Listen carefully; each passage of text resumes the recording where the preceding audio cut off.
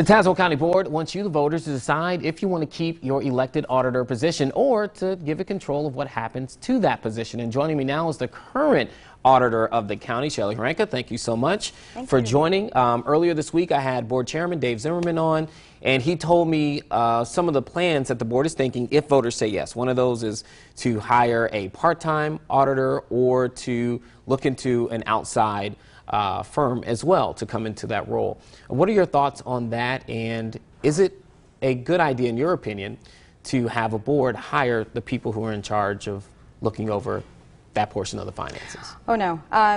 I have statutory duties that are required by law when I was elected that protect my office, that protect me when I go in to, say, audit the treasurer or audit the state's attorney or the sheriff.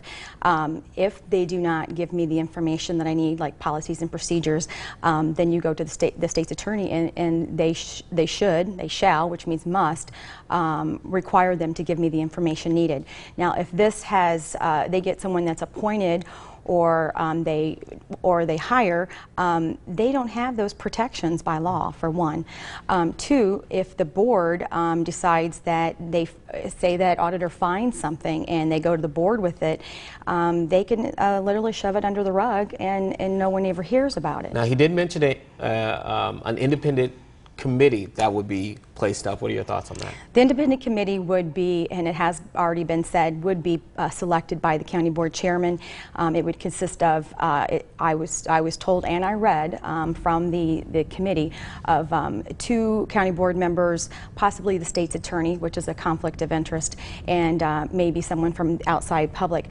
But with that, you're still, what if I found something that the county board was doing wrong? They can literally sweep it under the rug.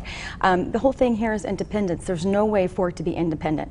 I work for the people of Tazewell County, 139,000 people. That's who I work for. I do not work for the county board. I give them information. Some of them listen to it. Some of them toss it in the garbage.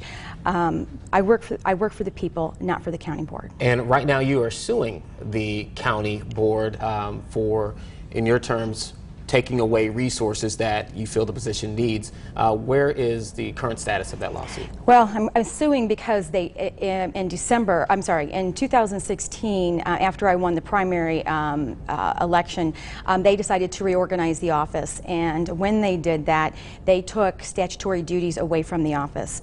These duties are required by law, based on state statute, to stay in the office, and they cannot be given to the finance director, which they hired a finance director in July. They created that department. He makes, he's probably about a $70,000 asset right now, if not a little bit more. And they took all of my staff. I had, Vicki Grassoff had 2 people in her office, so I have no staff. So he now controls everything, all the accounting side of it, all the books, the journal ledger, and all that is part of the statutory duties that are required by law to be in the auditor's office. So that's why we're suing. It's, the judicial system is slow, and we're in the process. We have a list of things that we'll be working on as far as discovery. So we're plugging along. Well, I want to ask you this last question for you here. When Zimmerman was on the show, he said that you have resources in your budget that you aren't using. So when you use those resources, and he said you still don't have time to do your job, then they'd be willing to listen. What's your response to that? So I had $15,000 for a part-time person, and one of the county board members said, well, maybe I can hire 3 people and I can shine.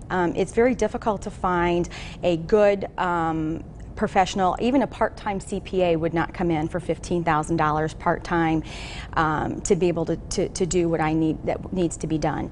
You don't need to be CPA. I need quality individuals that have common sense, that have that have attention to detail, and to be able to do this job. I mean, not only do I look at every invoice, I look at every invoice before it's paid.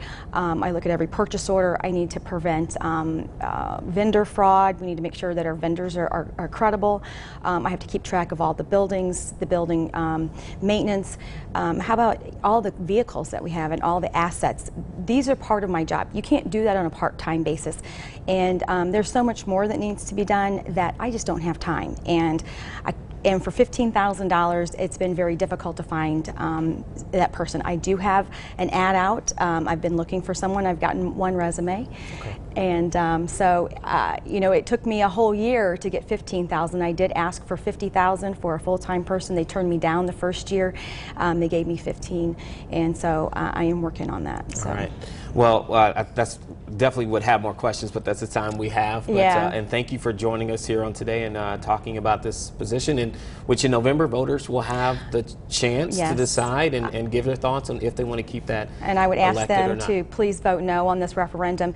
And one more quick little thing is that he did say that he wants credentials. I have over 40 hours of CPE hours already this year. I go to conferences and classes continually trying to learn more about how I can bring best practices to the county. So there's no problem with the education part. All right, Shelly Hranka, current Tazewell County Auditor. Thank you so much. Thanks for coming on.